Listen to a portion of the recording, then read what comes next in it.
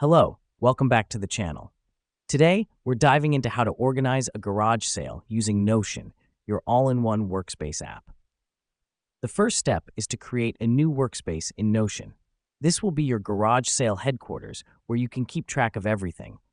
The reason we do this is to have a centralized location for all your garage sale planning needs. Next up, create a database for all items you plan to sell. Now, this could be anything from old furniture to books or toys. Add columns for item descriptions, prices, and even pictures. This helps us because it gives a clear and visual inventory of what we have for sale. Now that we've done that, let's move on to scheduling. Using Notion's calendar feature, select the date and time for your garage sale. The beauty of this is it allows you to visualize the event and plan accordingly. The next step is to use Notion's to-do list feature. Here, list out tasks like advertise the sale or price items. Checking off these tasks as you complete them will help keep you on track and reduce stress. And finally, after the sale, use the same workspace to keep track of your profits. Record each item sold and its selling price.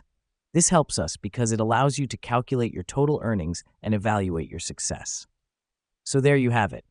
A simple yet efficient way to organize a garage sale using Notion. Remember, planning is key, and with Notion, it becomes a whole lot easier. Until next time, happy selling.